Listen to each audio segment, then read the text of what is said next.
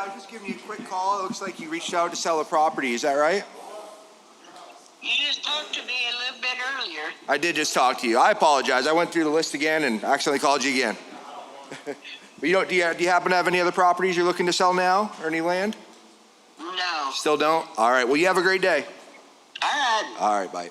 Sorry, I went through the list twice and talked to her again.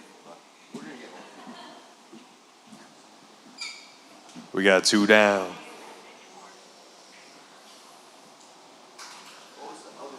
I had 2 funny ones. You wanted to... Oh, yeah.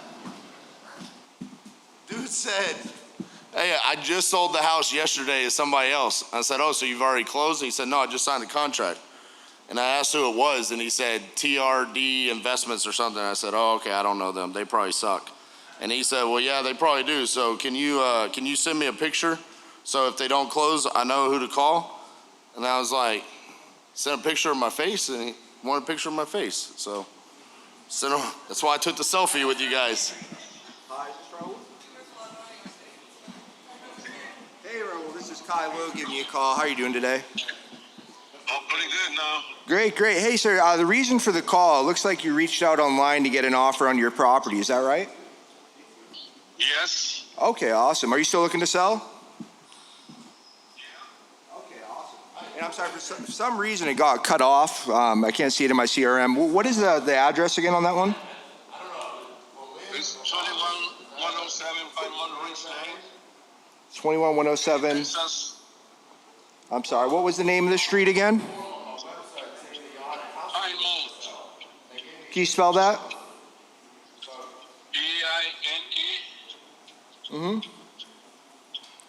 Pinemonte. Pine Mountain, okay, like a mountain.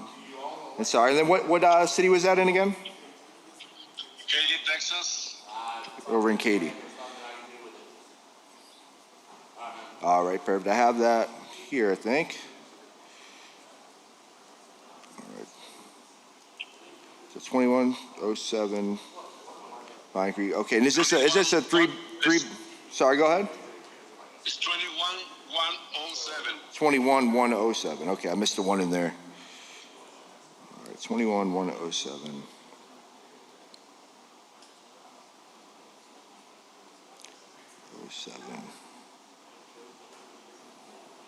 All right, now I got it. 21107 Pine Mount in Katy. Perfect. So it looks like I have it up here. So this is a 3-bedroom, 2.5 bath. Yes. Okay, awesome. About 1,824 square feet. Yes. Awesome. All right, perfect. And what's the main reason you're looking to sell? I'm asking for 300,000. You're looking for 300? Okay, how'd you come up with that number? Because this area is close by the one that they sell by close to me. It was a 1-story, and they get about 200,050. They got how much? 250,000. Okay, and you want more than that?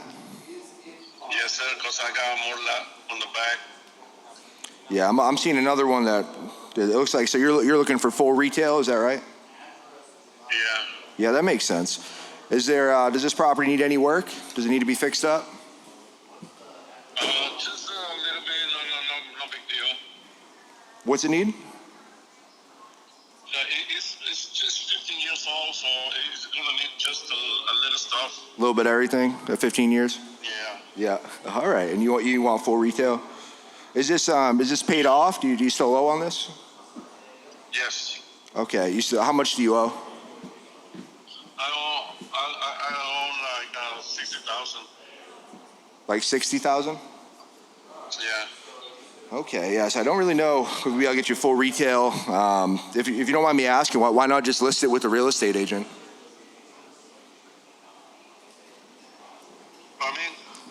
So why, if you're looking to get full price, why not work with a real estate agent? Because I'm trying to sell. I don't want to go all the way through a lot of process and all this or that. Yeah, that makes sense. I mean, yeah, no, I get it. If you're looking for a quick sale, honestly, it looks like it's appraised at $278,000, right? The most recent year. Yeah, if you haven't done anything in 15 years, we're going to be a lot lower than that. I mean, we'd have to be at like maybe 160, 165 to make it work. Would you entertain something like that? 165 to make it work. Yeah, for cash, we're going to cover closing costs. We're going to cover everything. No real estate, no BS. This is a cash offer. Would that work for you? I need to talk to my wife to see what's going on. It's only me. What do I you will think about it. You think about it? All right. Well, let me ask. I'm sure you and your wife have spoken about this before. What do you think she'll say when you tell her you get a 165 cash offer? Probably she's gonna say no. Probably No. Why do you think she'll say no? because the last time we get an offer like that, 165, and she said no. Yeah. Was it the amount, or was she worried that people wouldn't close? What made her say no to that other offer? But she wants to get more money for that one because she knows what she's got over there. Yeah. There's a lot of stuff already on it. I hear you. I mean, how long have you guys been trying to sell this? When did you guys get that offer? No, we just started like this year. Yeah. At the beginning of this year. So like 12 months almost? 11, I guess it's November, so 11 months. Yeah, no, I hear you, man. And I get it. Obviously I'd want to make as much as I can too when you sell a house, and I completely understand. But to be honest with you, it's 15 years old. I mean, if you got another offer that was right around here, you can see I'm not being unreasonable. And I mean, I think that's where the offers are going to keep coming in. So, I mean, listen, we can get this done now. This way you guys don't waste a whole nother year. Because if you're going to sell it, you want to get that price, you could, but you're going to have to fix it up yourself. You're going to have to update the kitchens, the bathrooms, anything else that might be wrong with it. You're going to have to deal with real estate agents, all the BS that you told me you're trying to avoid. You're going to have to go through that, and it's probably going to take another year. Or you could go with my offer. I'll give you $165,000 in cash. We can close in a couple weeks. You guys move on, do whatever you're going to do next, and we just get this done.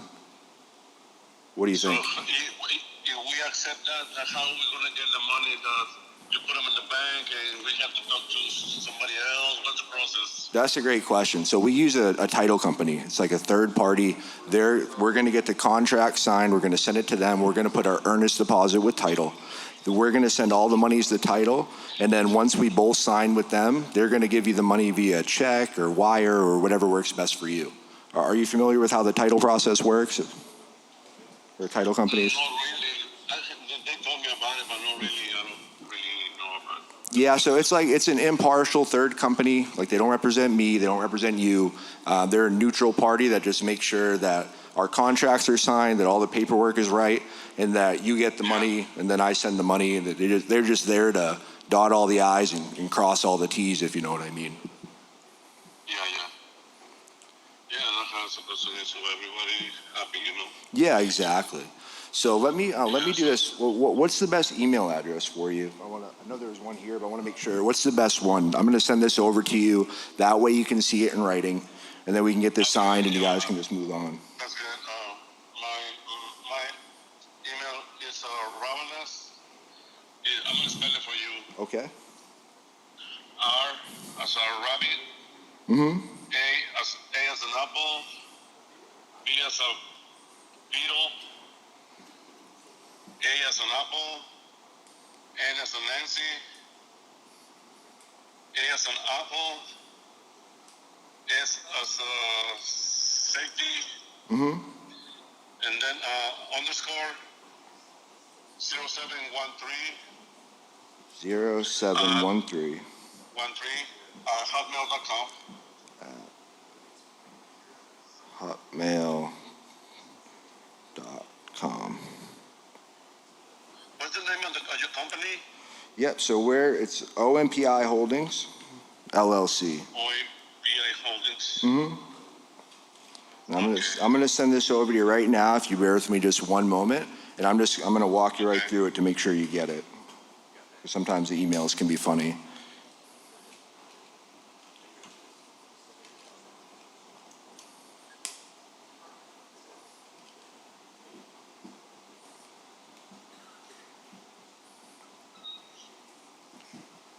And I'm sorry, can you, just want to make, actually I have it over.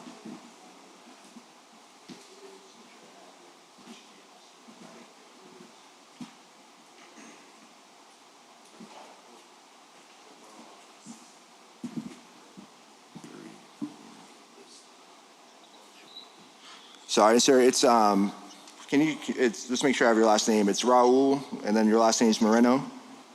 Yes. Okay, so Raul. Moreno.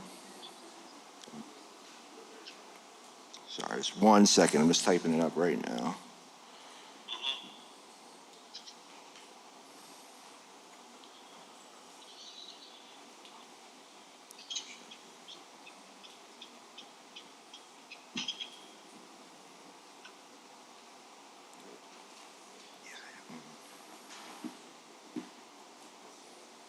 Hey, Leah, it's RJ.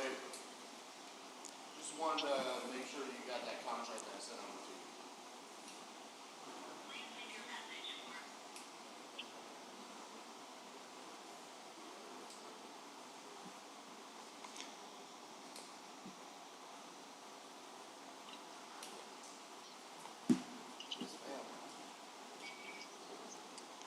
you. I'm sorry. One more time. What's the zip code?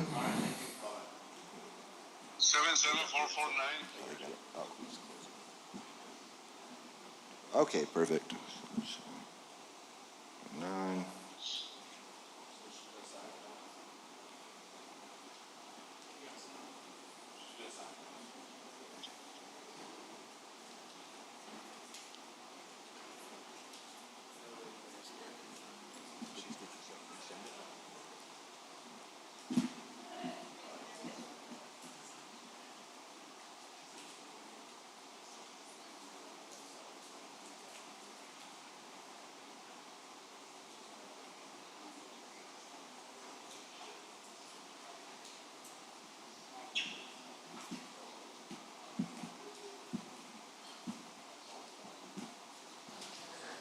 He's getting the offer ready, guys. 2 seconds.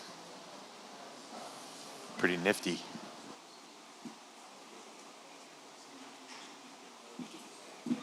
All right, Raul. So I just sent that over to you. Can you do me a favor? Can you pull up your email to make sure you got it? Unfortunately, right now I'm driving. Oh, okay. No worries. Yeah, I don't want you to be unsafe. Just, yeah, whenever you have a moment, if you could just pull over. I just want to make sure you got it. But make sure it's safe to do so. I'm on a big traffic. Can I give you a call back? Yeah, for sure. Yeah, if it's, I'll be in the office for another like 15, 20 minutes. A better idea because I'm on the way traffic over here. Right. No, I hear you. Yeah, I definitely don't want you to be unsafe. So I'm going to be here before I run out. I got to run to a meeting in like 15 minutes. Do you think you could be able to give me a call before then? Before what time? Like 15 minutes? 15 minutes? I don't know because I'm on the downtown Houston. Oh, okay. Maybe we'll call you as soon as I get home. All right, that works. What time are you thinking?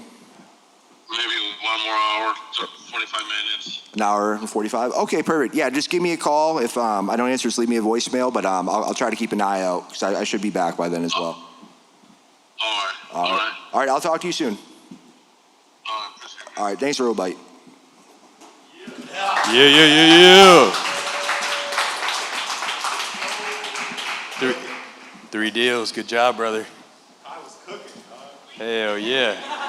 We're going to do a Q&A now that they all got a contract locked up within an hour on stage. So, 43 and a half minutes. I'm sorry. Don't cheat me on my time. Details matter. Good job, y'all. Here's a mic. You want to start? Yeah, who's got questions? Damn, we're just so damn good. JP, what you got? You got a question? Yeah, let's see.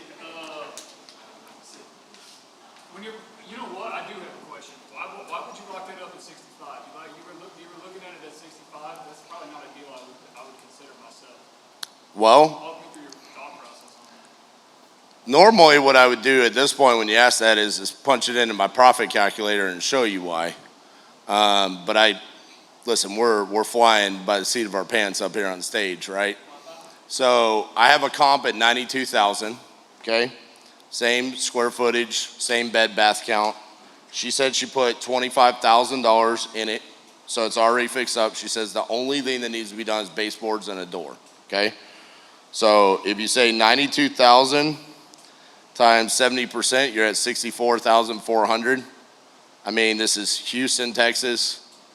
You're looking at something that I probably would have dove deeper into what cash flow could be there. The HOA fee of 300 is probably going to kill the cash flow, but this is pretty quick and easy turnaround. We were talking about this last night on the call, right? If you could put that in your profit calculator and you could turn around and let's just say you sold that for 92,000, okay? So 92,000 times 7%, you're paying 6,500 in closing costs. So what does that put you down to? 92,000 minus 6,500, you're down to 85.5, right? I said 3,000 in repairs, which everyone said, wow, that's pretty aggressive for baseboards and doors. You're at 82.5. So if I bought that for 65, maybe I can do $3,000 worth of work and walk away with, 14,000 in profit. No, it's not a great deal. But at the end of the day, great deals aren't going to come on fully remodeled houses, right? You have to earn the equity. In 40 minutes. Right. Well, we can also transition it, elevate it, and Yeah. all kinds of stuff. You know what I'm saying? Like, we can list it, Yep. Yep. What do you guys think? What's up, man? So, a couple of those, they asked for at market value or more. And you guys obviously addressed it like, hey, if you want market value, why are you listening to the media? Can you, just each of you maybe give us your take on, how you back people off of that and walk them through, why don't you listen with an agent, blah, blah, blah, but then you guys kind of back it off. Like, Kai, awesome job, bro. You got them from that, and then you just brought them back to reality. So maybe both, all three of you guys give your perspectives on how you guys do that. Yeah, I can go first on this one. Yeah, so for me, I just inform and educate on the numbers. So I'll look at what the closing costs are, the profit that I need to make, what the repairs are, and I'll walk that down the line to just explain. Because they're just filling out a form. They're going to maybe the only house they're ever going to sell. So they just see that Zillow says it's worth 300. They don't see the other 9 properties that have price cuts, the ones that's pending at 250, right? The properties that are trading even lower than that. So you got to inform them of where we are in the market, and then walk them through the numbers of what their actual profit would be after repairs, closing costs, and as an investor, I have to make a profit. So I just share those numbers, and we end up on a $300,000 house at $165,000. You're just being transparent with the information, right? So that's how we'll approach a homeowner that way. Yeah, for me, I feel like, I kind of went through it. You heard in the call. I mean, he wanted 30, 40K over retail. And in my mindset, I'm like, they know it's bullshit. They know it's not real. They're like, everybody, I love $1 million for fucking this thing that's worth 100K. Who wouldn't? That's kind of the mindset I have. And my thing is I'm trying to get to admit it. A lot of times they won't, but he did. And I kind of went to the thing how long have you been trying to do this, man? How much longer are you going to keep trying to get this made up imaginary number that we both know you're not going to get? And, he even said it was, it's how long have you been doing? He's like, oh, not that long, the beginning of the year. I'm like, okay, so 12 months? He's like, no. I'm like, oh, it's only November, 11 months? And he's like, yeah, and he kind of just laugh at it. Just keep it light and just they know. And you got another offer for 165, so you see I'm not being unrealistic with you. So, but it's just staying in the game and just keep on going. Yeah, I'd say on some of these, he did a really good job with of understanding where the seller was, right? And I think that's one of the things that we always have to do when they set the price incorrectly for us. I talked about this a little bit last night with on Travis's podcast. Was I have to fit the sellers in a bucket. It's either price is wrong and there's no motivation, then I'm going to quickly get off of that and say, hey, that's what realtors exist for, right? If the price is wrong but there's motivation, which that's where I would put his in that bucket, I do exactly what he was talking about, right? You have to educate, and then you need to fully understand, hey, why is there motivation? Where did this price come from? And a lot of times, to Naaman's point, it's just Zillow, Redfin told me that, a realtor told me that. Well, did they come out? Did they find out how much rehab the property actually needed? Do they understand? Do you understand? Or was it was yours, the guy you asked him about, he said remodel the garage or something? I was like, I don't even know what that means. Sure. But he said remodel the garage, and you said, how much is that gonna cost? And he's like, fuck if I know, I don't know, you know? So they don't know, that's where we have to educate. And then the last bucket is price is right, motivation is right. That's where, of course, we want every lead to follow. But in that scenario, if the price is not right, doesn't mean it's not a good deal for us. But we have to find out if there's motivation.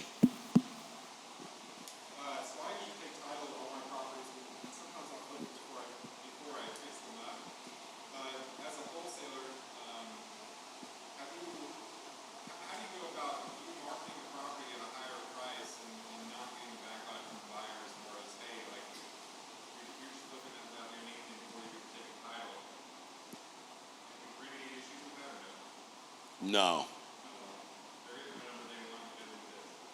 Well, yeah, I mean, if you're buying from a wholesaler, you should understand what the game is.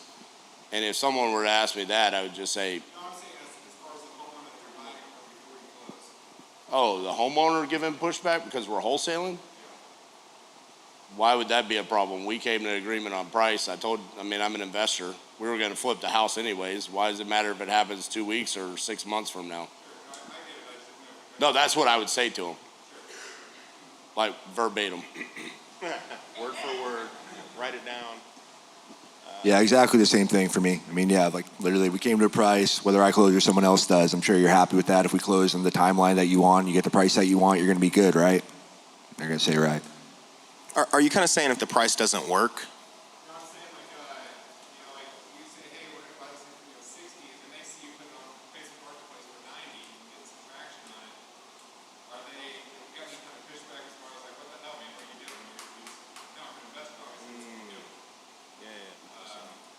Has it happened? Yeah.